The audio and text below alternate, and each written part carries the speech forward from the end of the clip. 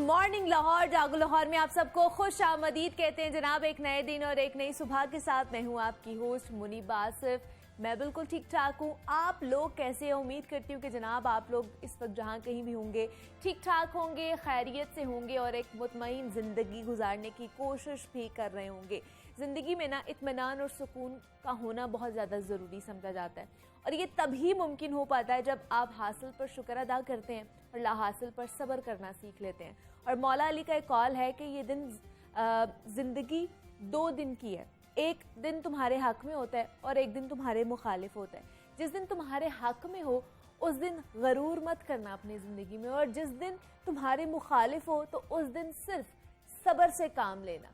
तो ये इस चीज़ को हमें मद्देनज़र रख के अपनी ज़िंदगी में आगे बढ़ना चाहिए। और अगर ज़िंदगी में हम सुकून चाहते हैं तो सब्र और शुक्र करना हमें हर हालत में सीखना ही चाहिए, ताकि हमारी ज़िंदगी में इत्मीनान और सुकून का जो एक पहलू है जो ख़त्म होता जा रहा है उसको दोबारा से हम बहाल कर सकें। इसी पैगाम के साथ आगे बढ़ते हैं और कुछ बात कर लेते हैं समाजी और नफ्सियाती रवैयों के हवाले से। तो हमारी आदत भी मुख्तलिफ इक़साम के नफ्सियाती रवैयों का आकाश होती हैं और दांतों से नाखून कुतरने की आदत खासी आम भी है और हमने बहुत से लोगों को देखा भी है इस आदत में मुब्तला होते। और बाज़ औक़ात तो इस आदत में घर के तमाम अफराद भी मुब्तला हो सकते हैं और ये आदत ज़्यादातर बचपन में पैदा होती है और फिर उम्र बढ़ने के साथ साथ बरकरार रहती जाती है हमारे साथ। नाखून कुतरना एक आम सी आदत समझी जाती है और एक अंदाजे के मुताबिक बताया जाता है कि दुनिया में तकरीबन 20 से 30% लोग इस आदत में मुब्तला हैं। और इसी तरह कुछ लोगों को सोते हुए बातें करना या फिर दांत बीचने की भी आदत होती है।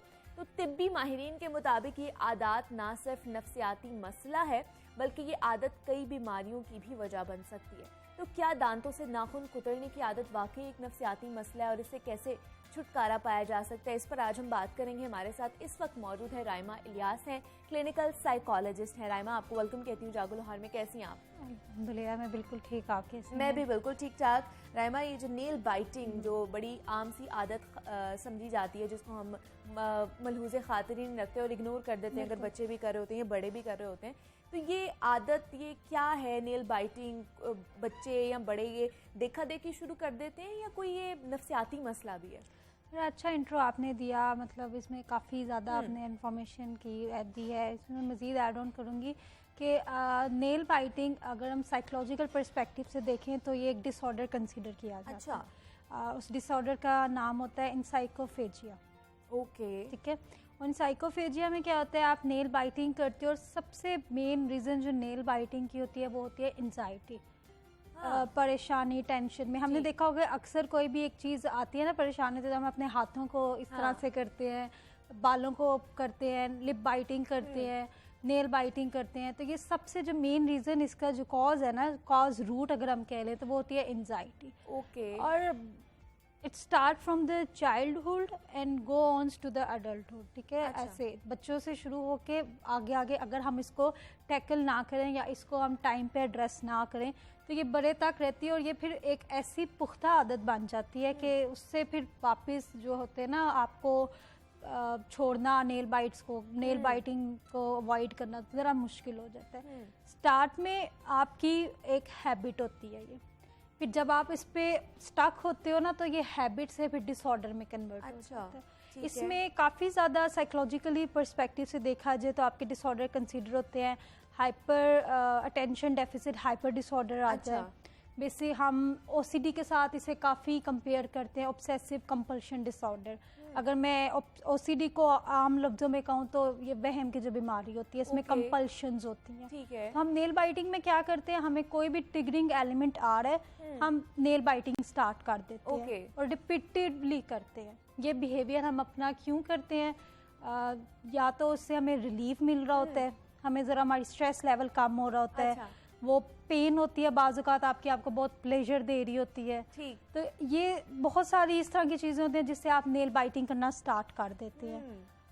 और ये स्टार्टिंग में तो जैसे एक हैबिट बनती जाती है, लेकिन अगर आप रिपीटिवली ये बिहेवियर शो करते हो तो फिर जब डिसऑर्डर की तरफ एडिक्शन हो जाती है और फिर ये डिसऑर्डर। लेकिन बहुत से राइमा आपने भी शायद बच्चों को नोट किया होगा कि वो जब स्कूल गोइंग भी होते हैं तो उसमें पेंसिल को चबाते हैं, उसके पीछे से रबड़ लगा होता है उसको चबा रहे होते हैं। इवन के बड़े भी होते हैं वो भी बेख्याली में पेन को मुंह में रख के वो चबा रहे होते हैं, दांतों का निशान उनके ऊपर लगे होते हैं। तो ये बेख्याली में ये लोग कर रहे होते हैं जिनको ये आदत होती है, या उस वक्त भी उनके दिमाग में कुछ चल रहा होता है? उस वक्त ऐसा होता है कि आपके पास करने को कुछ नहीं होता। जब आप फ्री होते हो, आप फ्री होते हो या आपको भूख लग रही होती है या आप टेंशन में होते हो या आपके हाथों के साथ एक चीज हो रही होती है, अभी हमने इनको कहीं ना कहीं बिजी रखना ही रखना है। अच्छा। तो हम काम कर रहे होते हैं, कुछ भी नहीं होता, हम अपने पेन के साथ वो टिक टिक टिक टिक करने लग पड़ते हैं, हम अपने बालों के साथ करने लगते हैं। तो आपने अपनी हैंड्स को जो होता है ना, हमें होता है कि बस कहीं ना कहीं हमने बिजी रखना है। तो ये जो होती है ये आपकी हैबिट होती है, मतलब आप उसको कर रहे हो। किसी बच्चे ऐसे होते हैं, अमूमन अगर हम बच्चों की बात करें ना, तो वो किसी को देख के भी कॉपी कर लेते हैं। अगर उसने एक बच्चा वो रिपीटिवली ये चीज़ देख रहे ऑब्जर्व कर रहा है अपने एनवायरनमेंट में, तो वो इसको करना स्टार्ट कर देगा। तो बेसिकली स्टार्ट तो वहीं से होता है कि वो अपने एनवायरनमेंट से सीखता है। अच्छा। फिर आहिस्ता आहिस्ता उसको अपनी हैबिट बनाता है, और फिर उस हैबिट पे अगर वो इतना परसिस्टेंट रहता है तो वो आगे को चल के जब उसकी age with the passage of time अगर वो ये सेम इसी हैबिट पे रहता है तो वो आगे को चल के डिसऑर्डर में कन्वर्ट। अच्छा, और ये राइमा बहुत सारी अनोइंग हैबिट्स हम बेख्याली में कर रहे होते हैं। मतलब हम बैठे हैं तो हम अपनी टांग हिला रहे होते हैं और बेख्याली में होता है, और बहुत से लोग कहते हैं कि बस करो, इसको नहीं हिलाना चाहिए। तो ये चीज़ें ऑटोमेटिकली हो रही होती हैं हमारे साथ। ये ऑटोमेटिकली हो रही थी। इससे पता क्या होता है कि हम एक स्ट्रेस लेवल में होते हैं, इससे हमारे ये किस्म की हमारी एक ना कोपिंग स्ट्रैटेजी होती है। अच्छा। आप अपने स्ट्रेस लेवल को डिक्रीज कर रहे होते हो, अपने स्ट्रेस को कम कर रहे होते हो। होता तो बाजारी से कुछ नहीं है, टांग को हिला देना, हाथों को ऐसे ऐसे कर देना, इससे कुछ नहीं होता। लेकिन एक लेवल ऑफ सेटिस्फेक्शन होता है ना आपका, उसमें ये होता है कि आपके अनकॉन्शियसली या कॉन्शियसली आपको लग रहा होता है कि अच्छा ये मूवमेंट करने से मेरी स्ट्रेस कम हो रही है। तो जब एक दो दफ़ा आपको ये वाली जेस्चर या ये वाली फीलिंग आती है ना, तो फिर आप क्या करते हो कि जब नेक्स्ट टाइम भी आपके साथ कोई भी ऐसी सिचुएशन आती है, कोई भी ऐसा स्ट्रेसफुल इवेंट आता है या कोई भी ऐसी टेंशन वाली चीज़ होती है, तो आप रिपीटिवली अपना वो बिहेवियर रिपीट कर दिया कि मैंने लास्ट टाइम ये अपना किया था तो इससे मुझे काफ़ी रिलीव हुआ था। तो वो रिलीफ लेने के लिए बेसिकली हम इस तरह की हरकतें करते हैं। अगर हम साइकोलॉजिकली बीइंग अ साइकोलॉजिस्ट मैं इस चीज़ को कंसिडर करूँ तो ये हमारे बहुत ज़्यादा जो है वो डिसऑर्डर्स में कंसीडर किए जाते हैं। लिप बाइटिंग साइकोलॉजिकली बीमारी ही कहा जाता है, डिसऑर्डर्स ही कहा जाएगा, डिसऑर्डर्स ही कहा जाता है। लिप बाइटिंग आ जाती है, हेयर ट्रिकलिंग आ जाती है, ये स्किन रात को जब जो बहुत से बच्चे हैं, बहुत से बड़े हैं, दांत अपने ऐसे करते हैं, बिल्कुल ये आ जाती है। नींद में बोलना आ जाता है। ये सारी चीज़ें जो होती हैं अगर हम इसको हैबिट के अलावा देखें, अगर एड्रेस करेंगे साइकोलॉजिकली, तो इसमें ये साइकोलॉजिकल डिसऑर्डर्स में ही आते हैं। और इनकी अगर बेसिक जो मेन रूट है, रूट कॉज है, वो एंजाइटी है, स्ट्रेस है, टेंशन है। आप स्ट्रेसफुल सिचुएशन में होते हो, आपको कोई भी हमें एक कोपिंग स्ट्रैटेजी चाहिए होती है ना, फटाफट से कोई भी अगर टेंशन आ गई, मुश्किल आ गई, तो हमें उससे कोप अप करना होता है। तो उसमें आप ये चीज़ें फिर आगे से वो करते हो, और क्योंकि हमारा माइंड एकदम एक स्ट्रेसफुल इवेंट से उस चीज़ पे डाइवर्ट हो जाता है, तो थोड़ी सी वहाँ से हमें रिलीफ मिल जाती है, जबकि वो कोपिंग स्ट्रैटेजी नहीं होती। लेकिन it's all about in your mind ना, आप अपने माइंड को डाइवर्ट करते हो चीज़ों से, एक इस चीज़ से दूसरी चीज़ पे जब लगा देते हो, तो थोड़ा बहुत जो बीच में गैप आता है, तो उसको हम relief as a relief address करते हैं, और फिर वो स्ट्रैटेजी को हम अपने बिहेवियर में हैबिट के तौर पे डेवलप करना शुरू कर देते हैं या अडेप्ट करना शुरू कर देते हैं। राइमा, बहुत से आपने भी देखा होगा कि हम लोग अपने आप को कुछ करने के लिए या हमारे माइंड में जब टेंशन चल रही होती है तो बहुत से लोग खाना शुरू कर देते हैं और ओवर ईटिंग भी करना शुरू कर देते हैं। ये भी एक डिसऑर्डर में ही आता है। ईटिंग डिसऑर्डर्स में आते हैं ये, बिंज ईटिंग इसको कहते हैं, कि आप ओवर ईटिंग करते रहते हो, तो आपका स्टमक फुल होता है, आपका बेली फुल होता है, लेकिन आप इतना खाते हो कि एक टाइम आता है कि आप वॉमिट कर देते हो, लेकिन स्टिल आप उस चीज़ को खा रहे होते हो। ये जो सारी चीज़ें हम अपने देखें ना, तो हमें स्ट्रेस से ही इसको हम रिलेट करते हैं। हाँ, आप समटाइम ऐसा, कुछ लोग ऐसे, अगर हम ईटिंग डिसऑर्डर्स की बात करूं तो कुछ डिसऑर्डर्स ऐसे हैं कि बिल्कुल भी लोग नहीं खाते इस डर से कि हम बहुत मोटे हो जाएंगे, और उसमें वो क्या करते हैं, अगर वो कुछ खा भी लेते हैं तो वो वॉमिट कर देते हैं खुद से। हैबिट्स, अनोइंग हैबिट्स तो डेवलप हो गई हैं बचपन से लेके बड़े होने तक। अब इससे छुटकारा कैसे पाया जा सकता है, क्या क्या करना चाहिए? बहुत से बच्चे जब इस तरह की हैबिट्स कर रहे होते हैं तो पेरेंट्स उन्हें पनिश करते हैं, मारते हैं, और वो दूसरों के सामने एम्बैरस फील भी करते हैं। तो ये चीज़ें करनी चाहिए क्या? ये ठीक सॉल्यूशंस हैं? नहीं, आप बच्चे को इतना स्वेयर किस्म की पनिशमेंट किसी के सामने मत दें। बच्चे की जो ईगो होती है ना, वो बहुत डिस्टर्ब होती है इससे। फिर बच्चा इसमें ये होता है कि आपका वो बहुत एक उसमें आके ना वो खुद रिपीट करेगा, जानबूझ के रिपीट करेगा। तो इसका अगर हम सिंपल सोल्यूशन, बेसिकली आपने क्या करना होता है, अपने थॉट प्रोसेस के साथ काम करना होता है। ठीक है। अब बच्चों के बारे में देखा जाए तो डेफिनेटली उनमें इतनी सेंस होती नहीं है कि वो अपने थॉट प्रोसेस पे कंट्रोल करें और इंटेंशनली इस चीज़ को ख़त्म करने की ट्राई करें।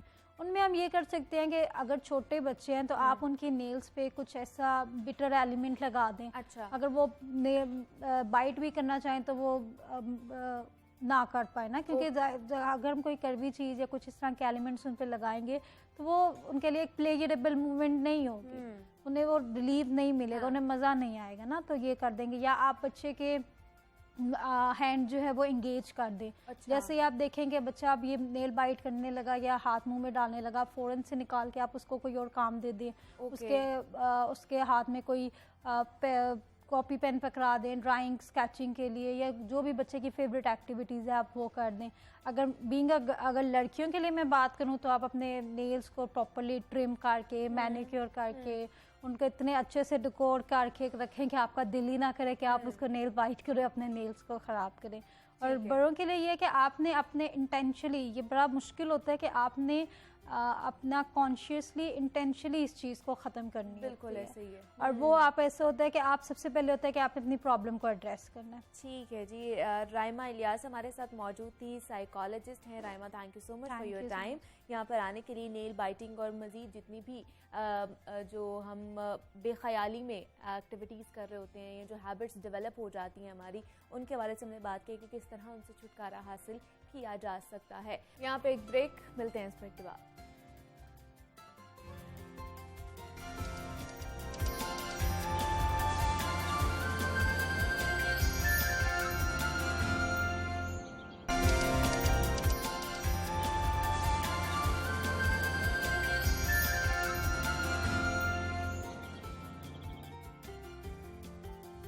वेलकम बैक टू जागो लाहौर। जनाब, ब्रेक से वापस आ चुके हैं और सेगमेंट है हमारा लाहौर की दुनिया, जिसमें हम लाहौर और लाहौरियों के बासियों को दरपेश मसाइल का जिक्र करते हैं। लाहौर एक तारीखी और खूबसूरत शहर है। इसको बागों का शहर भी कहा जाता है। लाहौर में मौजूद जितनी भी तारीखी इमारतें हैं हमेशा से ही सयाहों के लिए खास अट्रैक्शन का मरकज भी रही हैं। और लाहौर में सैर व सयाहत को फ़रोग देने के लिए डबल डेकर मनसूबा शुरू किया गया था, जो लाहौर के अहम मकामात को एक लड़ी में परो देता है। और सयाह इस बस में सवार होकर तारीखी मकामात की सैर भी करते हैं। और लाहौर की सैर के शौकीन अफराद के लिए अच्छी खबर मेरे पास ये है कि एक तो डबल डेकर बसों की तादाद में इजाफा किया जा रहा है, जिससे ज़्यादा लोग इस सर्विस से अब फ़ायदा उठा सकेंगे। और दूसरी तरफ डबल डेकर बस की ऑनलाइन बुकिंग मुतारिफ कराने का भी फैसला किया गया है, जिससे बड़ी आसानी होने वाली है हमारे लिए कि आप घर पे बैठ के आराम से बुकिंग करवाएं और उसके बाद जाके उस सहूलत से लुत्फ अंदोज हो। तो टिकट की जो बुकिंग के लिए बस इंतज़ामिया प्राइवेट कंपनी से मुआहिदा करेगी, और इन फैसलों पर कब से अमल दरामद होगा और ये क्या मंसूबा अपने टारगेट अचीव कर भी पा रहा है या नहीं कर पा रहा है, इस हवाले से भी हम बात करेंगे। हमारे साथ इस वक्त मौजूद हैं अशफाक अहमद डोगर साहब, हैं प्रोजेक्ट इंचार्ज हैं डबल डेकर बस के, और नुमाइंदा लाहौर न्यूज़ जुनैरा इलियास ने भी हमें ज्वाइन किया है। आपको भी अशफाक साहब खुश आमदीद कहती हूँ जागो लाहौर में। जुनैरा, आपको भी वेलकम कहती हूँ। सर, सबसे पहले आप ही से बात करेंगे कि एक तो बड़ी खुशी की बात है कि ऑलरेडी डबल डेकर बसेस जो है सर्विसेज प्रोवाइड कर रही हैं, लेकिन अब और इजाफा किया जा रहा है। इसकी क्या वजह और कितना बसेस में इजाफा किया जा रहा है? ये सबसे पहले तो जी शुक्रिया लाहौर न्यूज़ चैनल का कि आप लोग हमेशा टूरिज़्म के फ़रोग के लिए, जहाँ पे TDCP काम कर रही होती है, आपका जो मीडिया हाउस है वो भी बराबर हमारे साथ दे रहा होता है जी। अभी आपने दो बातें की हैं, मैं इसमें एक और भी ऐड करना चाहूँगा कि लाहौरियों को हम मज़ीद खुशखबरियाँ भी देने जा रहे हैं। अच्छा, ठीक है। और जहाँ तक ये ताल्लुक़ है जी ऑनलाइन वाला जी, तो ये होपफुली कि विदन 2 वीक्स आप कह लें ये सारी चीज़ें इंशाल्लाह हो जाएगी। हो जाएंगी। ओके। इसके लिए हमने अपना जो इब्तदाई जो हमारा काम है वो हमारा ऑलमोस्ट वो मुकम्मल हो गया है। और इससे लोगों को डेफिनेटली बड़ा फ़ायदा होगा। एज यू नो कि आजकल पूरी दुनिया जिस तरह डिजिटल वो हो गई हुई है, तो लोगों का वक्त भी इससे बचेगा, लोगों का पैसा बचेगा, मेन चीज़ पेट्रोल बचेगा लोगों का। तो गवर्नमेंट ऑफ पंजाब और TDCP टूरिज़म डिपार्टमेंट हम मिलके इंशाल्लाह ताला लाहौरियों को सियाहत के हवाले से मज़ीद फैसिलिटीज़ देंगे। तो ये कब तक इम्प्लीमेंटेशन इस पे शुरू हो जाएगी? मैं जिस तरह मैंने अर्ज़ किया है जी कि इंशाल्लाह 2 या 3 हफ्ते के अंदर अच्छा। ये शुरू हो जाएगा। तो ये क्या ऑनलाइन होगी, बाद में क्या इसकी ऐप तैयार की जाएगी, किस तरह इसका प्रोसीजर होगा? डेफिनेटली जी, डेफिनेटली जी। ये हमारी 2 जगहों से 2 कंपनी से बात चल रही है। अच्छा, ठीक है। बिल्कुल ऐप भी उस पर इनिशियली भी हमने उस पर भी काम कर लिया है। और ये बहुत बड़ी सहूलत होगी लाहौरियों के लिए जी। बिल्कुल ऐसे ही है। तो मुझे बताइए, बसेस का भी इंतजामात किए जा रहे हैं, उसकी तादाद में भी इजाफा किया जा रहा है, ये भी एक खुशखबरी है। लाहौर के लिए कितनी बसेस लाई जा रही हैं? जी अब अल्हम्दुलिल्लाह जी के टोटल हमारे पास पंजाब के लिए 9 मज़ीद बसेस आ रही हैं। अच्छा। जिसमें से जो 3 बसेस हैं वो सिर्फ लाहौर के लिए हैं, इसलिए कि लाहौरियों की तरफ से जो रिस्पांस हमें मिला है जी वो काबिल इस्ताइश है। ठीक। सो गवर्नमेंट ऑफ पंजाब ने और हमारे सेक्रेटरी एहसान भुट्टा साहब जी, उन्होंने ये फैसला किया है कि जो नई बसेस आ रही हैं उसमें से 3 बसेस लाहौर को मज़ीद दी जाएगी। ठीक है, ठीक है। तो जुनैरा, आपसे जानना चाहूँगी, ऑलरेडी कितनी बसेस चल रही थी, अभी 3 का इजाफा किया जाएगा, और लोग इस चीज़ से कितना खुश थे जो पहले हमें सर्विस प्रोवाइड की जा रही थी?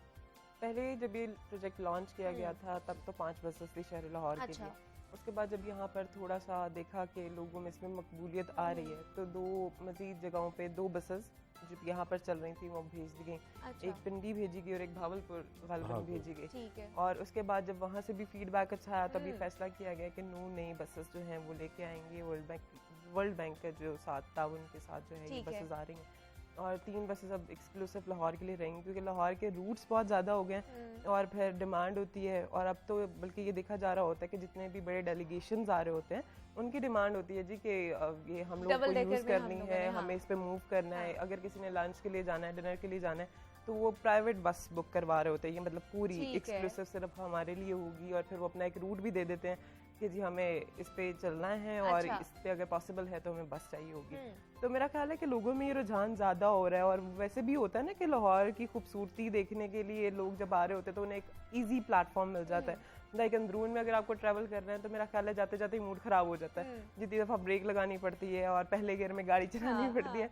तो ये इसलिए बेहतर मेरे ख्याल से हो गया, क्योंकि लोग जो है बड़े सुकून से टर्मिनल पे जाते हैं और वहाँ से फिर अगर दिल्ली दरवाजे ट्रैवल करना हो या अंदरून लाहौर में जाना हो, अच्छा। किला जाना हो, बादशाही मस्जिद जाना हो, तो मेरा ख्याल है बड़ा आसान है। 4 घंटे का स्टे होता है तो लोग एंजॉय कर रहे होते हैं। तो मेरा ख्याल है कि मज़ीद इसमें आनी चाहिए थी बसेस, और जो आ भी रही हैं, क्योंकि अगर एक बस वागा चली गई है और 2 अंदरून फंस गई हैं तो फिर बेचारे बाकी लोग क्या बाकी कर रहे लोगों का होंगे। क्या बनेगा? और हाँ। बल्कि मैंने देखा कि पहले से ज़्यादा इसकी जो वो आना जाना भी ज़्यादा हो गया है। अच्छा। लाइक पहले सिर्फ 3 दफ़ा ये दिन में ऑपरेट हो रही होती ओके, थी, अब तो सही। मेरा ख्याल है 5 दफ़ा भी हो जाती है दिन अच्छा, में। मतलब इतनी मकबूलियत बढ़ती जा रही है लोगों बिल्कुल। में इसकी। तो मेरा ख्याल है कि अच्छा इनिशिएटिव है TDCP का कि 3 नई बसेस लाई जा रही हैं। और इससे यकीनी तौर पे जो बस पे एक बर्डन होता है, क्योंकि जितनी इंजन चले उतना जल्दी ख़राब भी हो रहा होता है, तो वो कम होगा। हाँ जी, मैं थोड़ा जो मिस जुनैरा कह रही हैं मैं इसमें थोड़ा सा ऐड करना जरूर। चाहूँगा जी कि जो टूरिज़्म है ये सिर्फ फ़न का नाम नहीं है, ये आपको नॉलेज भी देता है। बेशक ऐसे ही है। और स्पेशली जो आपकी यूथ है जी, आपके जो स्टूडेंट्स हैं कॉलेजेस यूनिवर्सिटीज़ को, उनको ये हमारी बसेस के थ्रू हिस्ट्री और आपका जो कल्चर है वो भी उसका नॉलेज भी ट्रांसफ़र हो रहा होता है जी। एंड ऑब्वियसली टाइम भी बच रहा होता है और ये कम पैसों में लाहौरियों को बहुत बड़ी ये बहुत बड़ी सहूलत मिली हुई है। ठीक है, तो ये बसेस कब तक आ जाएंगी, उम्मीद कब तक कर सकते हैं हम लोग? जी इंशाल्लाह इस साल के आखिर तक अच्छा। नई बसेस आ जाएंगे। सही। एक तो मैंने जिस तरह वो बता रहा हूँ कि लाहौर के लिए 3 बसेस हैं, बाकी पंजाब के जितने भी डिविजनल हेडक्वार्टर्स हैं जी जी। वहाँ पे इंशाल्लाह ताला ये बसेस चला करेगी। ठीक है, तो कोई नए रूट्स भी बनाए जाएंगे इसके लिए कि नहीं? डेफिनेटली हमने अभी से काम उस पर करना शुरू कर दिया है अच्छा। पूरे पंजाब के लिए और स्पेशली लाहौर के लिए जी। अभी मैं थोड़ा सा आपके तवज्जो से मैं ये बताना चाहूँगा अपने लोगों को कि लाहौर के लिए जिस तरह आपको पता है आजकल जी वेदर बड़ा वो शिद्दत वाला होता है, गर्म है जी, बाहर आप साइट सीइंग के लिए नहीं जा सकते हैं। तो हमारे सेक्रेटरी साहब का ये बिल्कुल ये एक विजन था कि लोगों को इंडोर भी एक्टिविटीज़ दी जाए। ओके, ठीक है। उसके लिए हम ये करते हैं कि जी हमारे टर्मिनल से हम लोगों को वहाँ पे बिठाते हैं। अच्छा पहले हम लाहौर म्यूजियम लेके जाते हैं, जो कि पहले बस नहीं वहाँ पे जाती थी, अच्छा। और अल्हम्दुलिल्लाह ये भी बड़ा लोगों में ये पॉपुलर हो रहा है जी। वो म्यूजियम का जो वहाँ का जो एम्बियंस है, जो एटमॉस्फेयर है, वो बड़ा अच्छा है। वहाँ पे टेम्परेचर इज़ क्वाइट ओके जी। फिर उसके बाद लाहौर म्यूजियम से हम लेके जाते हैं ग्रेट इकबाल पर, वहाँ पे जो हेरिटेज म्यूजियम है। ओके, सो गर्मी से बचाने के लिए अब ये इंडोर एक्टिविटीज इंडोर वो भी कर रहे होते हैं। ठीक जी, है, जी। सही। अभी कौन कौन से रूट्स पे ज्यादातर चलती हैं बसेस? हमारे इस वक्त 5 टूर्स चल रहे होते हैं, 5 रूट्स हैं हमारे, अच्छा जिसपे सबसे बेहतर हमारा food street great Iqbal park वाला होता है जी। ओके, फिर हमारा अल्हम्दुलिल्लाह डेली बेसिस पे हमारा वाघा बॉर्डर पे जाता है, जहाँ पे जो फ्लैग लोअरिंग सेरेमनी होती है लोग अच्छा। उसको विटनेस करते हैं जी।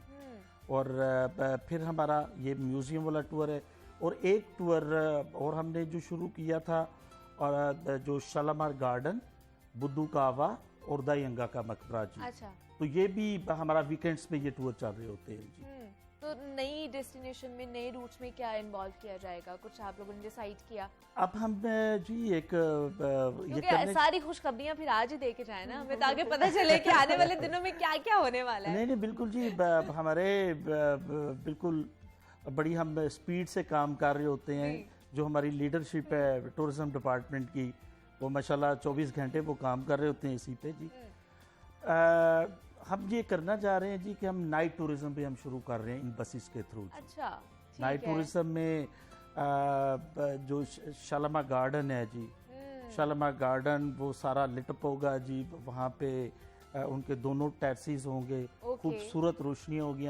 सिर्फ ये नहीं है कि लाइट्स, वहाँ पे हम डिफरेंट एक्टिविटीज भी कर रहे होंगे। सही सही। दास्तान गोई है, बच्चों के लिए भी डिफरेंट एक्टिविटीज होंगे। आप म्यूजिक सुन रहे होंगे, फूड की एक्टिविटीज होगी, गाइडेड टूर देंगे। अच्छा। जो हमारा गाइड होंगे तो वो उस पे पूरे ग्रुप्स को वो गाइड कर रहा होगा। और ये हम 5 जुलाई से इंशाल्लाह ताला पहला टूर शुरू कर रहे हैं। अच्छा, और मतलब ये हर आने ही वाला है। हाँ, ईद से पहले एक हमें खुशखबरी मिलने वाली है। जी बिल्कुल जी। और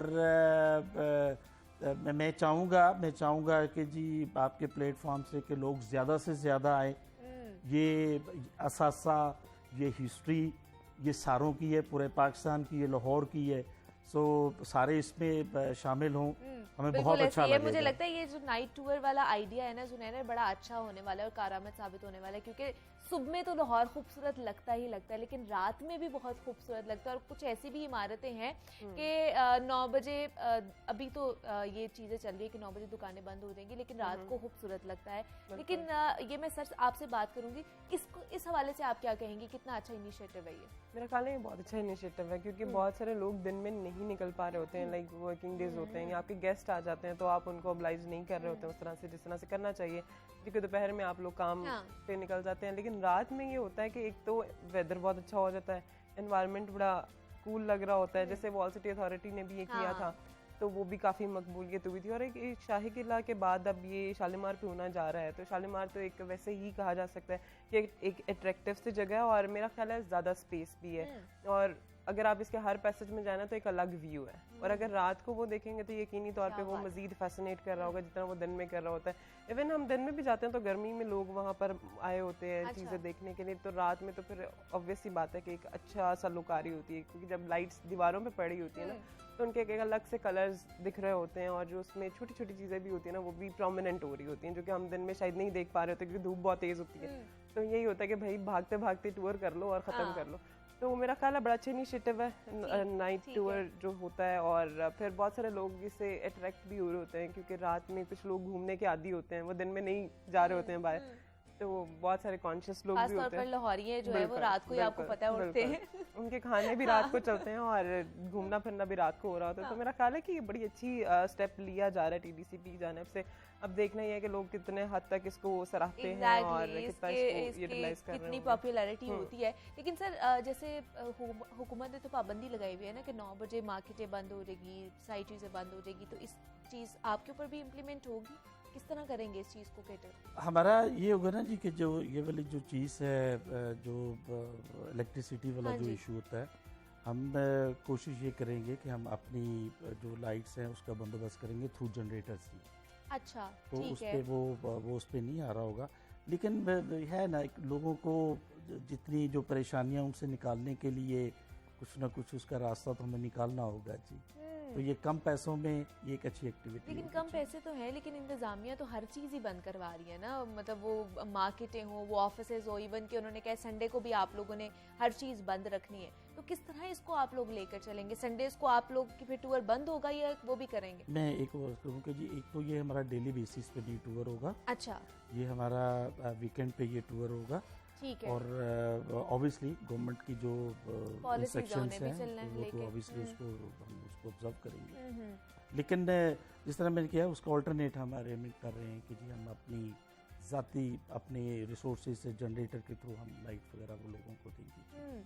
ठीक है। जुनैरा, आपसे जानना चाहूँगी कि इन बसेस पे सिर्फ जो आम पब्लिक है वही टूर कर रही होती है, बाकी और लोग भी हैं, बाकी और ऑफिसेज के, या जैसे हमने पहले भी बात की थी कि बहुत से ऐसे कॉर्पोरेट सेक्टर के भी लोग हैं, वो भी आके इस चीज़ पे सफ़र कर रहे होते हैं। अच्छा, इसमें ना ये बड़ी अच्छी चीज़ है कि कोविड के बाद जब दोबारा से बहाली शुरू हुई चीज़ों की, तो शायद लोग घर बैठ बैठ के थक चुके थे अच्छा। और हर किसी ने ही इस राइड को एंजॉय किया, चाहे वो फॉरेनर्स हो रहे हो, चाहे कॉर्पोरेट सेक्टर का कोई इवेंट हो, तो वो ठीक है। इसी को यूज़ कर रहे होते हैं। ये पिछले साल से मैंने देखा कि ये ज़्यादा लोगों में मकबूल हो चुकी है बस। और बल्कि स्पेशल चिल्ड्रंस के लिए भी ये लोग जो है स्पेशल टूर कराते हैं, जहाँ पर ऑर्फन बच्चे भी आ जाते हैं, डिसेबल बच्चों के लिए भी राइड करवाई गई, और उसमें बड़ा अच्छा कोलैबोरेशन के साथ इन्होंने जो है ये राइड करवाई थी टीडीसीपी ने। तो इस तरह के अब डिफरेंट ऑफिसेस भी बीच में इंगेज हो रहे हैं, जो फॉरेनर्स आ रहे होते हैं, चाहे वो एग्रीकल्चर सेक्टर के आ रहे हों। अभी रिसेंट भी एक विजिट हुआ जिसमें 500 प्लस जो फॉरेनर्स थे उन्होंने पार्टिसिपेशन की, और स्पेशली बस उनके लिए करवाई गई थी।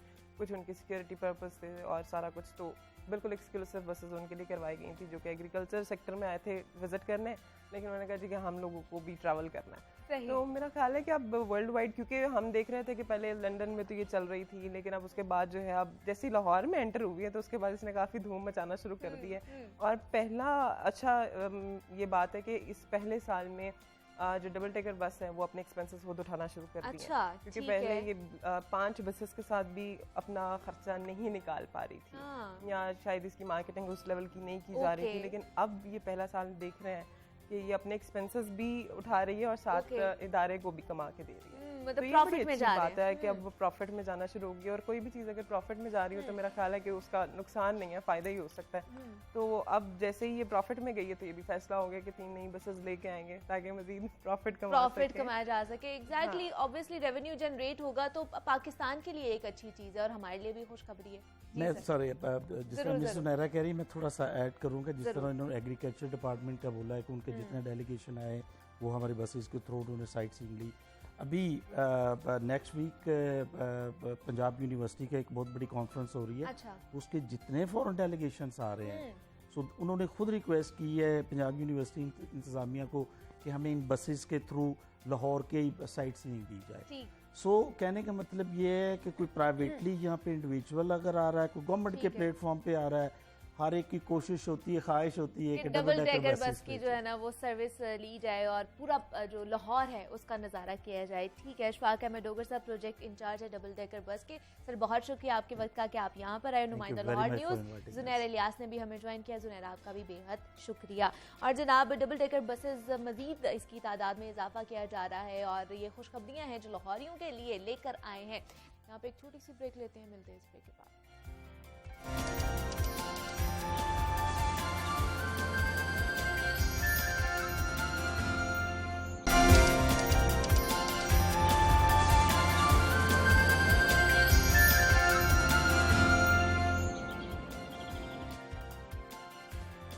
वेलकम बैक टू जागो लाहौर। जनाब, हमारे मुल्क की मुआशी हालत किसी से ढकी चुकी नहीं है। जो लोग अपनी तालीम मुकम्मल कर चुके हैं वो अभी नौकरियों के इंतज़ार में बेरोज़गार बैठे हुए हैं, और जिन लोगों के पास थोड़े बहुत वसाइल होते हैं वो मुल्क की हालात से दिल बर्दाश्ता होकर अपने बच्चों को बैरून मुमालिक भेज रहे हैं, जिसकी वजह से हमारा मुल्क ज़हीन दिमागों से महरूम होता जा रहा है, जिसका नतीजा काबिल अफराद की अदम मौजूदगी में पैदा होने वाले मसाइल की सूरत में निकल रहा है। सरकारी इदादोशुमार के मुताबिक गुज़श्ता 5 सालों में 30 लाख पाकिस्तानी रोजगार के हसूल के लिए बैरून मुल्क हिजरत करके चले गए।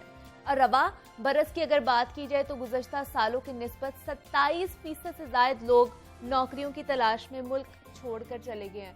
कभी कभी तो जनाब ऐसा लगता है कि ब्रेन ड्रेन तरक्की याफ्ता ममालिक के कोई मंसूबा बंदी है कि गरीब ममालिक से पढ़े लिखे और ज़हीन लोगों को निकाल कर तरक्की याफ्ता ममालिक अपने मुल्क में ले जाते हैं, और इस तरह गरीब ममालिक में हुनरमंद जो अफराद हैं वो ख़त्म होते जा रहे हैं।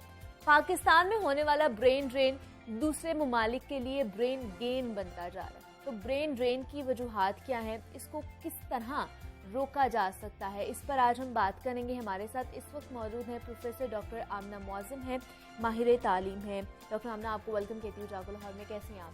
मैं बिल्कुल ठीक हूँ, आप कैसी हैं? मैं भी बिल्कुल ठीक ठाक। डॉक्टर आमना, ये जो ब्रेन ड्रेन का मसला बनता जा रहा है, हमारे मुल्क की जितनी भी काबिलियत है वो हिजरत करती जा रही है। पढ़ते हैं यहाँ पर, लेकिन सर्व करने की जब बारी आती है तब वो बाहर चले जाते हैं। इसकी वजह क्या है? ये एक बहुत ही इम्पॉर्टेंट फिनोमेना है जिसके ऊपर आई थिंक हमें जितनी भी बात करें ये कम है, क्योंकि ब्रेन ड्रेन जो है ये पाकिस्तान में मतलब it's not something very new. Honestly speaking 1960s से, मतलब पाकिस्तान बनने के कुछ ही अरसे के बाद ब्रेन ड्रेन जो है इसका आगाज़ हो गया था, और हर दौर में कुछ जो वजूहात हैं, कुछ कॉजेज़ हैं वो सिमिलर रहते हैं, लेकिन कुछ टाइम के साथ साथ जो हैं वो ऐड होते जाते हैं। जैसे हम लोग अगर जनरल कॉजेज़ की बात करें कि ब्रेन ड्रेन हमारे अंडर डेवलप कंट्रीज से क्यों हो रहा है और brain gain highly develop countries जो हैं वो क्यों एक्सेस करते चले जा रहे हैं, तो उसके कुछ जो बहुत ही पर्टिकुलर वजूहात हैं वो हमारी जो है वो एडमिनिस्ट्रेटिव इशूज़ हैं जो हमारे कंट्री के अंदर है, कि 1960s में भी थे, ये आज के दौर में भी हैं।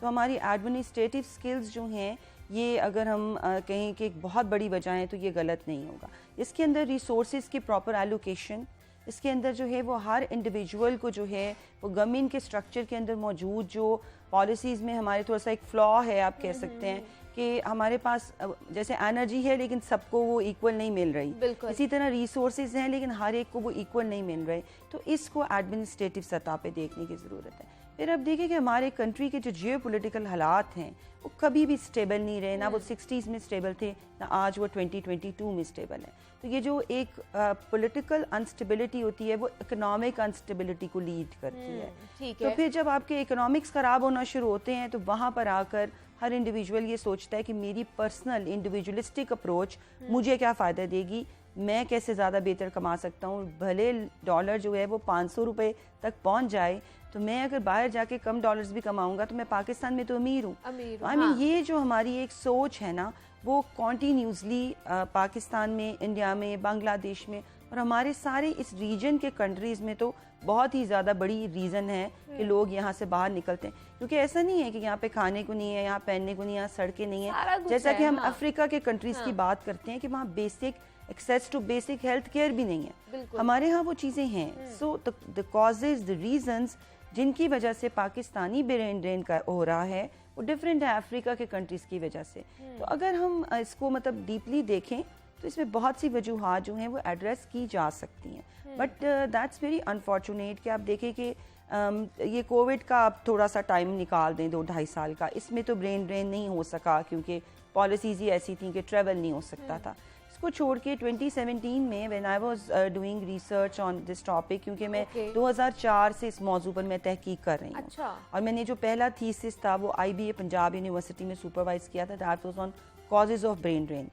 MBA के स्टूडेंट्स के साथ मैंने किया था, तो उसके जो मैं रिजल्ट्स थे उनको मैं दोबारा से ना रेप्लिकेट करना चाह रही थी। तो 2017 में हमने उस रिसर्च को दोबारा रेप्लिकेट किया, तो उसी की बेसिस पे मैंने आपसे ये क्लेम किया है कि एडमिनिस्ट्रेटिव रीजंस जो हैं वो तब भी थी, वो अब भी हैं, लेकिन ये कि उनकी नेचर थोड़ी सी जो है वो चेंज होती जा रही है। अब मैं एक चीज़ जिसको बहुत ज़्यादा इंपॉर्टेंट समझती हूँ शेयर करना, देखिए हमारे यहाँ जो ज़्यादातर हमारा इंटेलेक्ट है, जो हमारे ज़हीन बच्चे हैं, वो किन इंस्टीट्यूशंस में पढ़ रहे हैं? वो गवर्नमेंट के इंस्टीट्यूशंस हैं। गवर्नमेंट के जितने बड़े इंस्टीट्यूशंस हैं वहाँ पे बहुत हाई मेरिट होता है, बहुत मुश्किल से एडमिशन मिलता है।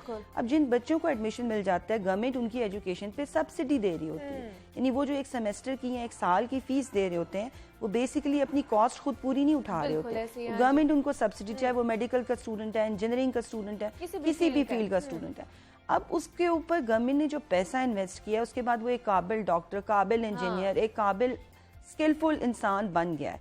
अब आगे गवर्नमेंट की कोई पॉलिसी नहीं है कि वो रिटेन करे उन गवर्नमेंट में इंस्टीट्यूशन में पढ़े हुए बच्चों को 5 साल के लिए, कि वो अपने कंट्री में सर्व करें, सर्व कर सके। अच्छा, अब ये पॉलिसी हम बना लेते हैं, फिर वो बच्चे क्यों नहीं रुकेंगे? आपका पेमेंट स्ट्रक्चर अच्छा नहीं, आप पेमेंट स्ट्रक्चर में अगर डिफरेंट जो अच्छी वेल एस्टैब्लिश कंपनीज हैं, अगर उनके लिए हम ये मैंडेटरी करते हैं कि आपने यंग इंडिविजुअल्स को लेना है और अच्छे पे स्ट्रक्चर पे लेना है, तो आप उनके ब्रेन का गेन सारे का सारा खुद हासिल कर सकते हैं। ठीक है। आपके लोग कभी भी अच्छी सैलरी के लिए बाहर नहीं जाएंगे। होता ही है कि ग्रेजुएट जो है वो 2-3 साल इधर उधर धक्के खाता है, उसके बाद वो कहता है यार यहाँ तो कुछ नहीं बनना, लेट्स मूव आउटसाइड। चाहे हम लोग किसी सोर्स से जाएं, गैर कानूनी तरीके से जाएं, कानूनी तरीके से जाएं, कुछ पहुंच पाते हैं, कुछ नहीं। कि हम क्या करें यहाँ पर रह के, कुछ भी नहीं हो पा रहा। एग्जैक्टली।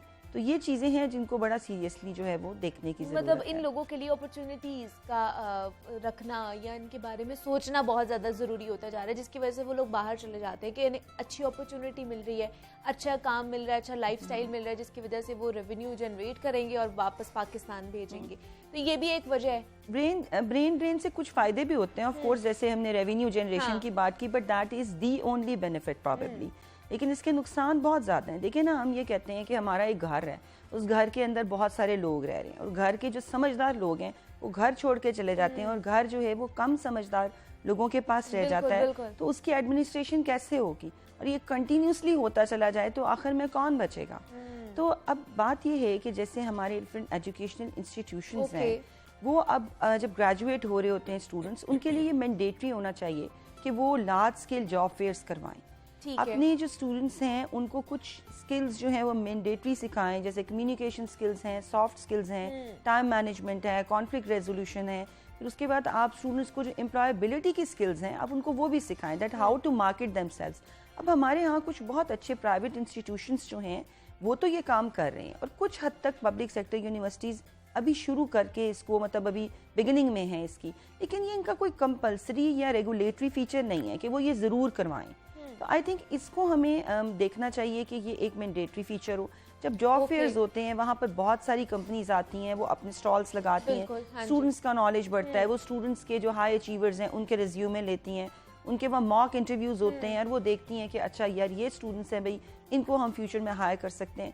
और जो अच्छी यूनिवर्सिटीज़ ये कर रही हैं इस वक्त, चाहे वो पब्लिक हैं या वो प्राइवेट हैं, उनके स्टूडेंट्स की एम्प्लॉयबिलिटी की परसेंटेज जो है वो डेफिनेटली हायर है देन दोज जो कि नहीं कर रहे हैं। क्योंकि आप अपनी प्रोडक्ट है ना, स्टूडेंट भी एक इंस्टीट्यूशन की, अगर आप उसको मार्केट नहीं करेंगे तो कैसे लोगों को पता चलेगा कि आपके बच्चों में क्या स्किल्स हैं? तो एक तो हमें ये करने की जरूरत है। ठीक है। दूसरा, एक मैं चीज समझती हूँ कि हमारे यहाँ हर बंदा ये समझता है कि जॉब करना जरूरी है। बिल्कुल ऐसे ही है। Which is basically not a thing which is going on in all the western countries. मतलब हम लोग 4 साल एक अच्छी डिग्री ले लेते हैं, मतलब आप लगा लें BBA की, लगा लें मार्केटिंग की, लगा लें, उसमें सारा सिखाया जाता है आपने अपना बिजनेस कैसे तैयार करना है। लेकिन डिग्री लेने के बाद हम ये सोचते हैं कि अच्छा हमने जॉब कहाँ लेनी है। हमने ये नहीं सोचना कि हम किसी को जॉब देंगे, अपना बिजनेस, एक एम्पायर जो है वो खड़ा करके, अपना बिजनेस तैयार करके। हम ये सोच रहे होते हैं डिग्री के बाद हमने जॉब कहाँ लेनी है। देखिए, जो फील्ड रिलेटेड आपका नॉलेज है ना, उसके अंदर बहुत सारे काम करने की अपॉर्चुनिटीज होती है। अब जैसे हम अगर सिर्फ बात करते हैं आर्टिस्ट लोगों की, हम आर्ट एंड विजुअल डिज़ाइन की बात करते हैं। अब देखिए, इस वक्त फैशन इंडस्ट्री इतनी माशाल्लाह बड़ी इंडस्ट्री है कि हम देखते हैं कि डिज़ाइनर्स जो हैं वो बड़े बड़े ब्रांड्स में काम कर रहे हैं, वो सारे स्टूडेंट्स होते हैं। उनको कोई गुल अहमद वाले हायर कर लेते हैं, उनको सफायर वाले हायर कर लेते हैं, लाइमलाइट वाले हायर कर लेते हैं, all those brands which are in the market. तो वो बेसिकली कहाँ से आते हैं? स्टूडेंट्स से। अब ये कि हमने उन स्टूडेंट्स को मार्केट कैसे करना। अभी हमने एक अपने कुछ इसी तरह इंटीरियर डिजाइन के स्टूडेंट्स थे, उनको हमने चैनवन के साथ एंगेज करवाया। फिर इसी तरह कुछ और स्टूडेंट्स थे, उनको हमने इसी तरह और लीडिंग ब्रांड्स के साथ करवाया, क्योंकि ये मतलब हमारा एक तरह से समझे कि यूनिवर्सिटीज़ की भी जिम्मेदारी है कि उनके जो और एक ऑफिसेज हैं जो उनके office of research innovation and commercialisation है, वो अपने स्टूडेंट्स को एंगेज कराएं। तो इन ऑफिस को भी स्ट्रॉन्ग करने की और इसमें विजनरी लोगों को हायर करने की ज़रूरत है जो एक्चुअली ये काम करें, क्योंकि उस काम के दो फायदे हैं। एक तो आपका जो प्रोडक्ट है, आपका जो स्टूडेंट है वो मार्केट हो रहा है, उसको जाकर जॉब मिल रही है, उसको काम मिल रहा है, और इन रिटर्न उनके काम करने की वजह से वो जो भी उनको फ़ायदे हो रहे हैं, आपका ये जो ऑफिस है ये स्ट्रेंथन हो रहा है, इसके ओवरहेड बजट में भी इजाफा हो रहा है। तो ये दोनों चीज़ें जो हैं ये मतलब साथ साथ चलती हैं। अब देखिए, हम अगर होम इकोनॉमिक्स सुनने में हमें लगता है कि कोई बहुत शायद स्पेसिफाइड फील्ड नहीं है, सिर्फ लड़कियों के लिए एक घर के काम और उमूरे खानादारी के लिए, लेकिन बिल्कुल ऐसा नहीं है। आप देखिए, ऑनलाइन बिजनेसेस आजकल इतने ज़्यादा फूड रिलेटेड जो है वो इन हैं, और मेरे बहुत सारे जानने वाले स्टूडेंट्स ऐसे हैं जिन्होंने घर में कोविड के दौरान फ्रोज़न फूड का, कुक फूड का, ऑफिस को खाना प्रोवाइड करने का, हॉस्टल्स में खाना प्रोवाइड करने का, पैक लंचेस, इस तरह के काम शुरू किए, and they went very successful. तो कोई काम करने में बिल्कुल आर नहीं है अगर हम अपने बच्चों को ये सिखाएं कि जैसे आजकल कई इंस्टीट्यूशंस में बिजनेस इंक्यूबेशन सेंटर्स बन रहे हैं जो बच्चों को स्टार्टअप्स और किकअप ग्रांट्स देते हैं। हाँ। ठीक है, एक तो उसके बजट को हायर एजुकेशन कमीशन को बढ़ाने की जरूरत अच्छा, ठीक है। अगर वो कोई 4 करोड़ या 6 करोड़ दे रहे हैं, दैट इज़ नॉट सफिशिएंट, क्योंकि अगर आपने उसमें ज़्यादा से ज़्यादा बच्चे इंगेज करने हैं जिनको आपने छोटे छोटे स्टार्टअप्स देने हैं, चाहे वो 5 लाख का है, 4 लाख का, 3 लाख का, एटलीस्ट उनको इतनी सीड मनी मिले कि वो अपना बिजनेस शुरू कर सकें, और फिर उसको हर साइकिल में उनको थोड़ा बहुत मॉनिटर किया जाए और वो सस्टेनेबल हो जाएंगे फाइनली। तो आई थिंक ये आइडिया है कि बिजनेस इंक्यूबेशन सेंटर्स के थ्रू स्टूडेंट्स को स्टार्टअप्स देने का, इसके लेवल को भी हमें थोड़ा सा बढ़ाना चाहिए। ये जो इंस्टेबिलिटी चल रही है हमारे मुल्क में और हालात दिन ब दिन गंभीर होते जा रहे हैं और कुछ भी समझ नहीं आ रही कि होना क्या है आगे जाके, इन हालात में आपको क्या लगता है कहाँ तक मजीद हम तरक्की कर सकते हैं? यहाँ पे ये जो ब्रेन ड्रेन है इसको रोका जा सकता है? देखिए मुनीबा, मैं एक चीज़ पे बहुत फर्म बिलीव रखती हूँ, क्योंकि I am the person who has got opportunity many times in life to go out of Pakistan for education, for settlement और for so many other things. और मेरी फैमिली में, जैसे हर फैमिली में तकरीबन सभी लोग बाहर होते हैं, हमें लगता है कि एक आध बंदा यहाँ है, मैं भी इसी तरह की एक फैमिली से बिलोंग करती हूँ। अच्छा। अक्सर मेरे बहन भाई और मेरे जो क्लोज फैमिली मेम्बर्स हैं वो कहते हैं तुम क्यों अपने आप को पाकिस्तान में वेस्ट करी हो, तुम्हें तो जाना चाहिए। मैं ये सोचती हूँ कि मैंने पाकिस्तान की गवर्नमेंट ऑफ पाकिस्तान के टैक्स पेयर मनी के ऊपर PhD की, ठीक है, that was a lot of money which was being invested on me. तो मेरा फ़र्ज़ बनता है कि मैं वो अपने कंट्री को पे बैक करूँ। इसमें मैं कोई प्राइड नहीं ले रही, ये मेरा फ़र्ज़ है, मुझे करना चाहिए। लेकिन बहुत सारे लोग ऐसे हैं सोचते हैं कि पाकिस्तान के हालात ठीक नहीं होंगे। उसकी एक वजह यह है कि थोड़ा सा ना हम लोग बहुत नेगेटिव साइड पे सोचते हैं। देखिए, ऐसा नहीं है कि पाकिस्तान सिर्फ आज भी उसी जगह पे खड़ा है जहाँ पे कई चीज़ें अच्छी भी हुई हैं, कई चीज़ें बेहतर भी हुई हैं। लेकिन ये ठीक है कि मैं अब इसकी डेप्थ में नहीं जाऊँगी, क्योंकि वाकई हमारे हालात जो हैं वो जब हम एक सरफेस लेवल्स देखते हैं तो हमें लगता है हमारी इकोनॉमिक कंडीशन ख़राब हो रही है, इन्फ्लेशन बहुत ज़्यादा इन्फ्लेशन हाई हो रही है, inflation all over the world भी बढ़ रही है। लेकिन अगर हम लोग वाकई इकोनॉमिक स्टेबिलिटी की बात करें, उस पर जेन्युइनली काम होने की बहुत ज़रूरत है। वो हमेशा से हम बचपन से सुनते आ रहे हैं पाकिस्तान एक बहुत बुरे माशी बहरान से गुजरा है, एक बहुत बुरे हालात से दो चार है, नाजुक तरीन सूरत हाल से दो चार है।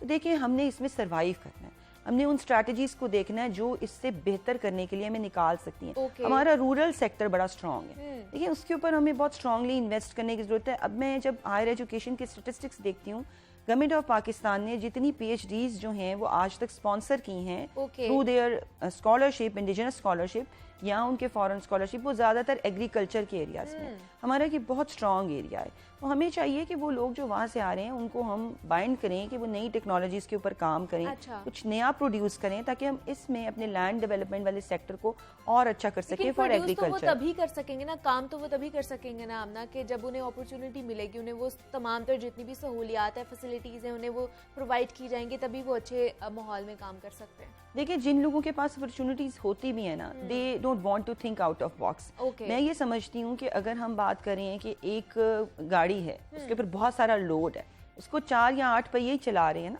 सारी गाड़ी का हर पुर्जा उसको नहीं चला रहा, the other parts are doing other work. तो जो व्हील्स हैं, they are bearing the load to run on the road. Engine जो है वो उसका पावर हाउस है। I mean every person in country can not do the same work, तो हर एक को एटलीस्ट वो कंट्रीब्यूट जरूर करना चाहिए जो उसका पार्ट है। जैसे एक एजुकेशनिस्ट का जो पार्ट है उसको अपना पार्ट प्ले करना चाहिए, और अगर कोई बंदा किसी मार्केट के अंदर कोई वो स्किल्ड लेबर है या उसको कोई काम ऐसा आता है जो दूसरे लोगों को नहीं आता, तो उसका ये फ़र्ज़ है वो अपना वो स्किल दूसरों में डेवलप करे। Okay. I mean, ये नहीं कि हमें थोड़ा सा पॉजिटिव मुझे लगता है सोचने की भी ज़रूरत है। अगर हम हर वक्त सिर्फ यही सोचेंगे कि हम इन हालात से बाहर नहीं निकल सकते and we will not contribute our own part, तो चीज़ें डेफिनेटली ज़्यादा कॉम्प्लेक्स से कॉम्प्लेक्स होती जाएंगी। लेकिन डॉक्टर हम ना एक भेड़ चाल में भी तो हम लगे रहते हैं ना।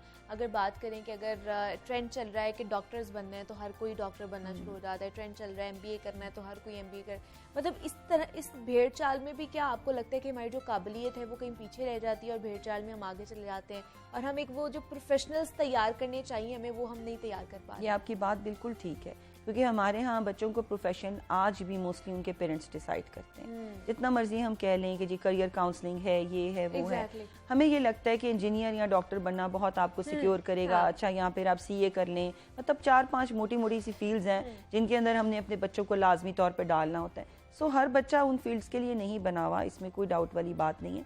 अब ये देखिए कि बच्चे का रुझान किस तरफ है। मैं अक्सर बच्चों से मिलती हूँ और मैं सोचती हूँ कि इनको हिस्ट्री पढ़नी चाहिए थी, क्योंकि उनके अंदर वो टैलेंट होता है। कुछ ऐसे बच्चे होते हैं जिनको मैं देख के कहती हूँ ये साइंस पढ़ें, इनको सोशल साइंसेस पढ़नी चाहिए थी। तो आई थिंक हर फील्ड की अपनी इंपॉर्टेंस है और हमें उस डाइवर्सिटी को, मतलब उस डाइवर्सिटी की तरफ ज़ाहिर है हमें ज़्यादा इंक्लूसिव होना चाहिए, रादर देन कि हम सिर्फ ये सोचें कि ये 4 या 5, क्योंकि जब सेचुरेशन आ जाएगी फिर वो MBA भी बेकार हो जाएगा, सेचुरेशन आ जाएगी तो इंजीनियर्स भी बेकार हो जाएंगे। तो हमने ये देखना है कि कितने की ज़रूरत है। इस पर भी वैसे कुछ पॉलिसीज़ बननी चाहिए। अच्छा। जैसे हम लोग एडमिशन देते वक्त ये सोचते हैं ना कि हमारी यूनिवर्सिटी में कितनी कैपेसिटी है स्टूडेंट्स को दाखिल करने की, वैसे हमें इसे ब्रॉडर लेवल पे भी देखना चाहिए कि हमारे कंट्री को कितनी ज़रूरत है डॉक्टर्स की, इंजीनियर की। एग्जैक्टली, हाँ। ये चीज़ें भी हमें आई थिंक साहब, जैसे अब मैं डॉक्टर्स की बात करूं तो हमारे यहाँ डॉक्टर्स में साइकियाट्रिस्ट जो हैं वो बहुत कम है, बहुत कम, फीमेल साइकियाट्रिस्ट तो बहुत ही कम है। जबकि हमारा जो ओवरऑल आप देखें स्ट्रेस, डिप्रेशन और एग्जाइटी का level every 3rd person is being prone to. तो जब हम वो वहाँ पे ज़रूरत देखते हैं वहाँ लोग नहीं हैं, लेकिन शायद हम अगर वैसे जनरली देखें तो हमें लगे कि शायद एक्सेस में हो रहे हैं और डॉक्टर्स बन ज़्यादा रहे हैं, प्रैक्टिस कम करें, स्पेशली फीमेल्स जो हैं, जो अगेन मैं वही बात करूंगी रिपीट कि हम डॉक्टर बहू तो लाना चाहते हैं जो टैक्स पेयर मनी के ऊपर डॉक्टर बनी है, लेकिन हम उसे प्रैक्टिस नहीं कराना चाहते, घर के लिए रिटेन करना चाहते हैं। ये चीज़ें भी इनडायरेक्टली ब्रेन ड्रेन का कॉज बनती है। ठीक है जी। Professor doctor Amna Mauzam educationist हमारे साथ मौजूद थी। Doctor Amna, thank you so much for your time. आप यहाँ पर आई हैं। ब्रेन ड्रेन के हवाले से जनाब हम बात कर रहे थे कि पाकिस्तान से जितनी भी जो क्रीम है यहाँ की, जो पढ़ी लिखी और यहाँ पे पैदा होती है, लेकिन सर्विंग जब करनी होती है, पाकिस्तान को सर्व करना होता है, तब वो बाहर चले जाते हैं क्योंकि यहाँ पर उनको वो अपॉर्चुनिटीज़ नहीं मुहैया की जा रही होती, वो फैसिलिटीज़ नहीं दी जा रही होती जिनमें रहकर वो अच्छा काम कर सकते हैं या पाकिस्तान को रिप्रेजेंट कर सकते हैं। इसलिए वो मुल्क छोड़कर बाहर चले जाते हैं अपने अच्छे रोज़गार के लिए। तो इसके ऊपर काम करना हमारे लिए बहुत ज़्यादा ज़रूरी है। अब एक छोटी सी ब्रेक लेते हैं, मिलते हैं इस ब्रेक के बाद।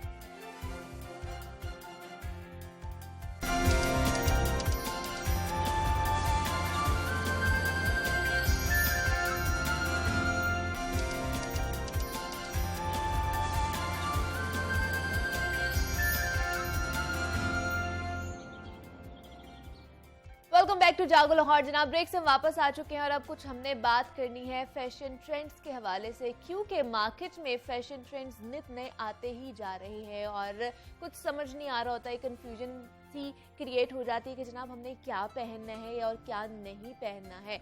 आजकल लॉन्ग शर्ट्स भी चल रही हैं, शॉर्ट शर्ट्स भी चल रही हैं, आपको हर फैब्रिक में चीज़ें चलेंगी, नेट स्लीव्स चल रही हैं और गेंजा भी चल रहा है, इतना कुछ चल रहा है कि समझ नहीं आ रही होती। और ऊपर से ईद की आमद है, तो ईद पे हम लोगों ने क्या पहनना है, कौन से कलर्स हमें पहनने चाहिए, सटल कलर्स में जाना चाहिए, डार्क कलर्स में जाना चाहिए, जो कट्स हैं वो किस तरह के पहनने चाहिए, जो थोड़े दुबले पतले लोग हैं उन्हें किस तरह की चीज़ें पहननी चाहिए, किस तरह के कपड़े पहनने चाहिए, जो थोड़े से बल्की हैं उन्हें कौन सी कट्स में जाना चाहिए। ये सारी कन्फ्यूजन जो है इसका हल हम लोगों ने निकाली है क्योंकि हमारे साथ डिज़ाइनर मौजूद हैं। उनसे हम जानेंगे कि आने वाले दिनों में किस तरह के ट्रेंड्स आने वाले हैं और अभी क्या क्या चीज़ें चल रही हैं और ईद से पहले हम कम बजट में किस तरह अपना अच्छा सा सूट बनवा सकते हैं। हमारे साथ अरूबा तालूत मौजूद हैं जो कि डिज़ाइनर हैं। अरूबा, आपको खुश आमदीद कहती हूँ जागो लाहौर में। कैसी हैं आप? All good, thank you. Aruba, ये तो मुझे बताइए, ईद की आमद है और क्या क्या नया आ चुका है, क्या क्या हमें आने वाले दिनों में नज़र आएगा? एक तो ओवर साइज्ड कुर्ताज़। अच्छा, ओवर साइज कुर्ताज़ और वो फुल लेंथ, वो बहुत ज़्यादा ट्रेंड में है। ठीक है। क्योंकि आपको पता है समर्स हैं, समर्स में आप ब्रीजी और कंफर्टेबल कट्स पहनना पसंद करते हैं, वो ज़्यादा इस दफ़ा चलेंगे। और इसमें ये है कि साइड हमारे चाक्स पहले लॉन्ग चाक्स थे, अब शॉर्ट दे दिए हैं, अच्छा। ओवर साइज कुर्तास के साथ। ठीक है। और इसके साथ काफ्तान्स हमारे चलेंगे, काफ्तान्स बहुत ज़्यादा इन हैं। और काफ्तान में सिर्फ ये नहीं कि आप साइड सीम स्टिच दें, उसमें आप डिफरेंट ड्रेप स्टाइल्स दे रहे हैं। ओके।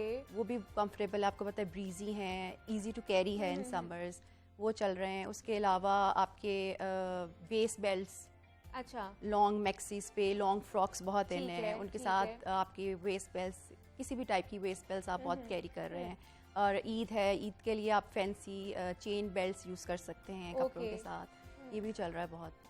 लेकिन मैंने देखा है कि बहुत से लोग लॉन्ग शर्ट्स भी यूज़ कर रहे हैं और शॉर्ट शर्ट्स भी साथ ही साथ चल रही हैं, तो ये सारी चीज़ें मिक्स एंड मैच होकर चल रहा है। सब कुछ मिक्स एंड मैच होकर चल रहा है, but mostly long over size kurta long और ओवर साइज। एग्जैक्टली। जो शॉर्ट शर्ट्स हैं वो बहुत लिमिटेड लोग पहन रहे हैं, ये नहीं कि अच्छा। आपको हर जगह देखने के लिए मिल रहा है। और उसके अंदर ये है कि वन सॉलिड कलर ड्रेस, एक कलर, मतलब आपकी शर्ट एंड ट्राउजर इवन दुपट्टा, वो वन सॉलिड कलर का चल रहा है। अच्छा। और वही वाली बात कि उसको मतलब हमारा दुपट्टा, शलवार और कमीज सेम एक ही कलर, की होनी एग्जैक्टली चाहिए, वन ठीक है। Solid colour. हाँ। और वो इस तरह इकोनॉमिकल भी, जिस तरह आजकल आपको पता है कितनी महंगाई है, बहुत होती जा रही है, हाँ। तो उसको इकोनॉमिकल बनाने के लिए बेस्ट यही है कि आप वन सॉलिड कोई भी कलर लें, जिस तरह के fuchsia pink, blue, navy, red, bright colours वो ज़्यादा चल रहे हैं। ठीक है। आप उसको लेके और आप उसमें प्ले अराउंड कर सकते हैं प्लेन कलर के साथ, विद प्लीट्स हो गए, डिफरेंट टाइप्स ऑफ पिंटक्स हो गए, आपने डिफरेंट लेसेस यूज़ कर ली, अच्छा। उसको आप इन्हांस कर देते हैं और वो बड़ा एस्थेटिकली प्लीजिंग भी लगता है, आपकी पर्सनैलिटी को इन्हांस भी करता है। ठीक है। वन सॉलिड कलर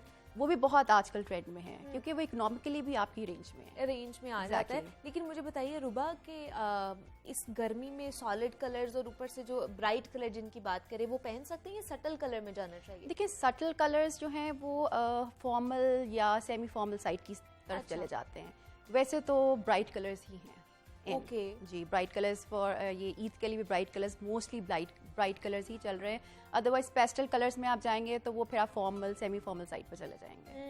मतलब वो आप देख लें कि शादियों पे जाना है, Exactly, किसी उसके लिए ओकेजन चले पे जाएंगे। जाना है तो उस पे ये सटल कलर्स चल सकते और हैं। शेयर फैब्रिक बहुत चल रहा है, शेयर अच्छा। फैब्रिक जिसको हम ट्रांसपेरेंट फैब्रिक कहेंगे, शिफॉन होगी, ऑर्गेन्जा हो गई। अच्छा अच्छा। उसमें आप उसको फॉर्मल करने के लिए ये करते हैं कि आप जो इनर है, क्योंकि ट्रांसपेरेंट शेयर फैब्रिक हाँ। है, तो आप इनर आप जामा वार यूज़ कर लें, प्रिंटेड यूज़ कर लें, उसको है। बड़ी फॉर्मल लुक दे दें। आप ईद पे भी पहन सकते हैं, फिर वो इकोनॉमिकली भी आपकी रेंज में होगा। ये भी चल रहा है तो बहुत ये ज़्यादा। कुछ चीजें हैं जो आप लोग इकोनॉमिकली अपने आप को या अपने बजट को, अपने वॉलेट को देख के देख के कर बिल्कुल सकते हैं, हाँ। बिल्कुल। अब बाथरोब स्टाइल्स बहुत ज़्यादा इन हैं, अच्छा। जिसको आप अंगरखा स्टाइल भी कहते हाँ, हैं, वो भी चलेंगे, वो भी बहुत ज़्यादा इन हैं बाथरोब स्टाइल्स भी।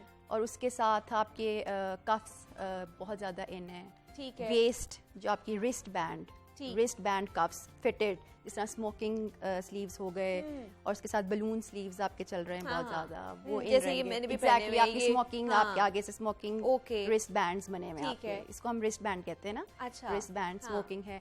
इसमें ये है कि जैसे आपका स्मोकिंग है, इसकी जगह हम एम्ब्रॉयडर्ड यूज कर रहे हैं। ओके। उसके ऊपर आप हैंड वर्क करवा लें, ठीक है। स्लीक सी नेकलाइन हो जाए, हेमलाइन आपकी एम्ब्रॉयडर्ड हो जाए, वो बड़ी एक आपकी अच्छी सी मतलब ईद कलेक्शन के तौर पे आप यूज कर सकते हैं एज ईद लेकिन ड्रेस। बाजू भी फिर वही कपड़े क्यों नहीं चाहिए अगर शिफॉन बना रहे हैं शिफॉन का? अच्छा। लेकिन मैं ये भी देखा है कि कपड़ा और होता है कमीज का, लेकिन ऑर्गेन्जा के भी बाजू लग रहे हैं, नेट के भी बाजू बहुत लग रहे हैं। कम। अच्छा। अब नहीं है वो, बहुत कम कि अगर ऑर्गेन्जा के यूज करते हैं गर्मी में कैरी करना, इट्स नॉट दैट इजी।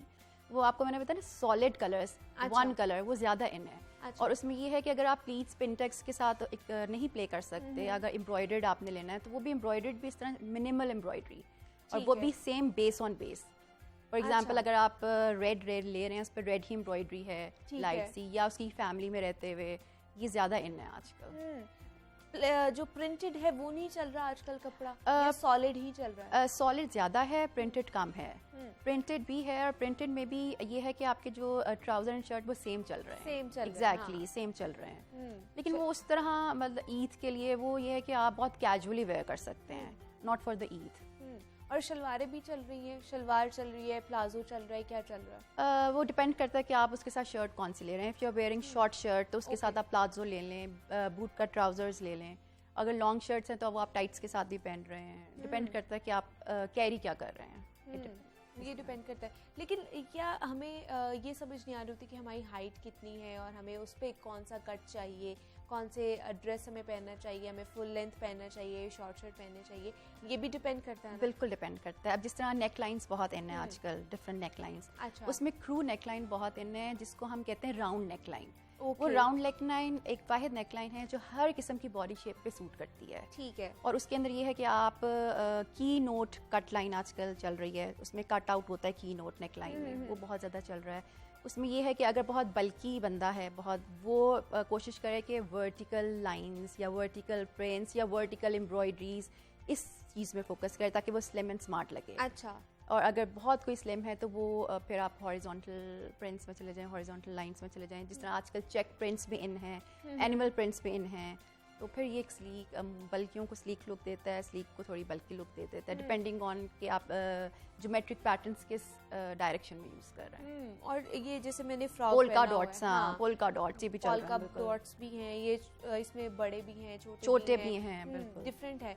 तो ये मैक्सीज भी हैं, फ्रॉक्स भी वो पहने ना जा रहे लॉन्ग हैं, सारी फ्लेयरी चीजें, ड्रेसेस हाँ। ज़्यादा चल रहे हैं। आप कहें शॉर्ट शर्ट्स हैं बट वो बहुत लिमिटेड लोग पहन रहे हैं, और शॉर्ट शर्ट्स भी उसमें चल रही हैं जिसमें एक जैसा प्रिंटेड में, अच्छा, सेम प्रिंट ट्राउजर या same print shalwar with printed shirt या कमीज। तो ये जो लॉन्ग मैक्सीज हैं, ये जो फ्रॉक्स चल रहे हैं, ये किन लोगों को पहनने चाहिए? बल्कि लोगों को पहनने चाहिए, जो यहाँ पे जो स्लिम एंड स्मार्ट लोग होते हैं, या दोनों ही पहन सकते हैं? दोनों पहन सकते हैं। अच्छा। मेरा ये शुरू से रहा है कि कभी भी आप ये नहीं है कि बल्कि लोग मैक्सी नहीं पहन सकते या स्लिम लोग नहीं पहन सकते।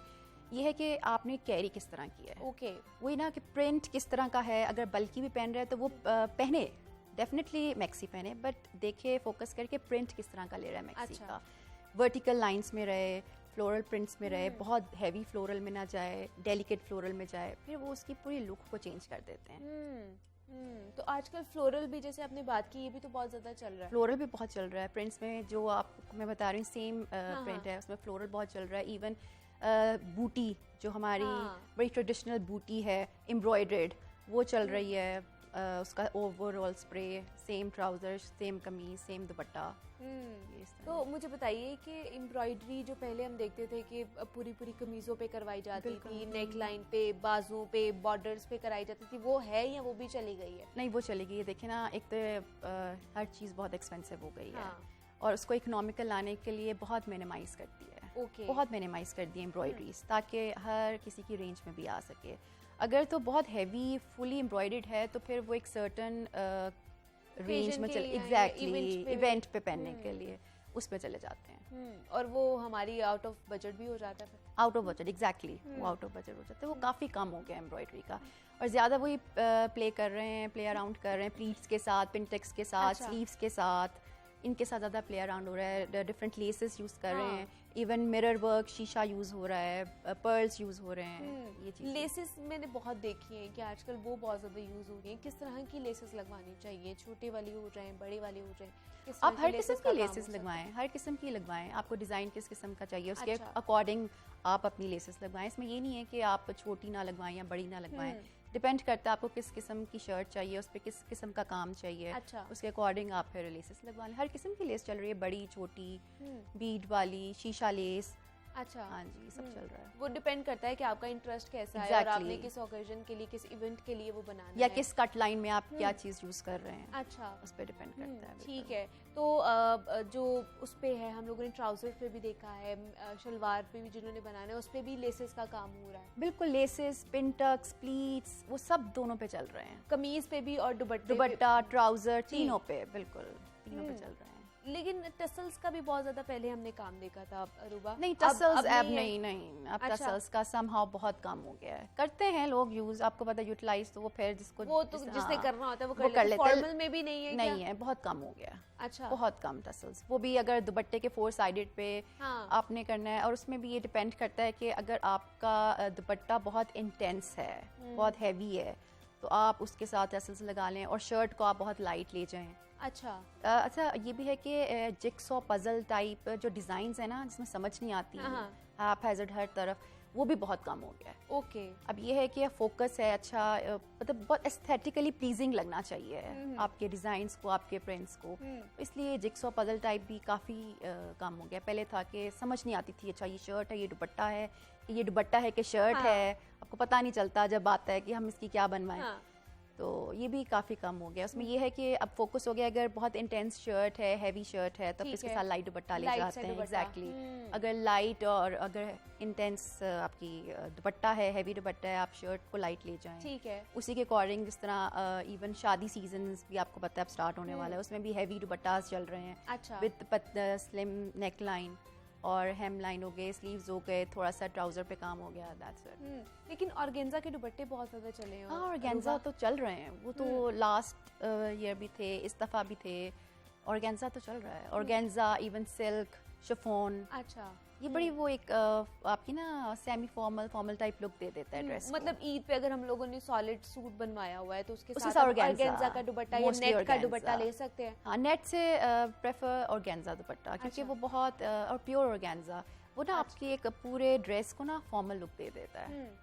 द फैब्रिक इटसेल्फ, ठीक है। ऑर्गेन्जा का फैब्रिक इटसेल्फ एक बड़ी अच्छी और फॉर्मल लुक दे देता है आपके ड्रेस को ना, इसलिए तो आप ये कर सकते हैं कि सॉलिड शलवार कमीज या कुछ भी आपने ड्रेस बनवाना है तो उसके जी, ऊपर बिल्कुल। ऑर्गेन्जा का दुपट्टा, तो उसके ऊपर भी कोई टसल्स, हाँ, कोई उसके साथ pearls वही या ना कुछ ऐसी प्लीट्स, चीज कर सकते हैं। इस तरह मैंने आपको बताया प्लीट्स, उस पे बनवा लें। Pintucks, different types of pintucks चल रहे हैं, ब्लॉक्स प्लीट्स चल रहे ब्लॉक हैं। पेंट हो रहा है, बिल्कुल, हैंड print- पेंट चल रहा है बहुत ज्यादा। नहीं, हैंड पेंट बहुत ज़्यादा नहीं, वो शादी के लहंगों पे, मेहंदी अच्छा। पे स्पेशली उस पे चल रहा है, बट आपका कैजुअल या इस तरह नहीं चल रहा बिल्कुल। अच्छा, क्योंकि आपको पता है वो इकोनॉमिकली तो रेंज में नहीं आता ना कि इतने सबको कैटर कर सके। ठीक है। वो तो इतना आप प्लीट्स के साथ काम चला सकते हैं अपना। हाँ, प्लीट्स के साथ, पिंटक्स के साथ, अच्छा, डिफरेंट, हाँ, उसके साथ इजीली आप उसमें आप लेसेस ऐड कर दें, डोरीज ऐड कर दें, अच्छा। बीड्स ऐड कर दें, शीशा वर्क ऐड कर दें। ओके।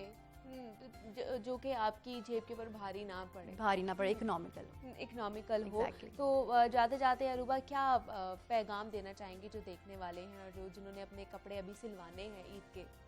अच्छा, उनको मैं यही मैसेज देना चाहूँगी कि आप खुद योर सेल्फ ट्रेंड सेटर्स बने। ओके। आप ये ना करें कि आपने देखा है अच्छा ये ट्रेंड में चल रहा है, सब ये पहन रहे हैं, तो आप उसी को फॉलो करें और वही पहनना स्टार्ट करते हैं। आप देखें आपको क्या चीज़ सूट करती है, वही आपकी पर्सनैलिटी को इन्हांस करती है। फिर इंस्टेड ऑफ कॉपिंग कि यार इसने ये पहन लिया, ये पहन लिया, हम इसको ना करें, बस अपने आप को देखें, आप खुद ट्रेंड सेटर्स बने। बिल्कुल ऐसे ही है। ये ना सोचे कि जनाब उसने पहना है तो मेरे पर अच्छा लगेगा कि नहीं अच्छा बस पहन लेना है। हाँ, बस बस पहन पहन लें। और वो आप किस तरह कैरी कर रहे हैं वो आप पे बिल्कुल। डिपेंड करता है कि आपने उस सूट की जो वैल्यू बढ़ानी है या उसको गिराना है, ये आपके या अपनी पर्सनैलिटी को एनहांस personality करें, पे बिल्कुल। कैसे डिपेंड करता है। अरूबा तालूत हमारे साथ मौजूद थी, फैशन डिज़ाइनर है। Aruba, thank you so much for your time. welcome। और आप यहाँ पर आई और अच्छी अच्छी टिप्स आप हमें देके जा रही हैं कि क्या क्या आजकल फैशन ट्रेंड्स में चल रहा है, कौन सी चीज़ों को हमें मलहूज़ खातिर रखना चाहिए, जिन पर हम काम कर सकते हैं, और किन चीज़ों को हमने छोड़ देना है जो ट्रेंड से बाहर चली जा चुकी हैं। मुझे इजाज़त दीजिए, अपना बहुत सारा ख्याल रखिएगा। अल्लाह हाफ़िज़।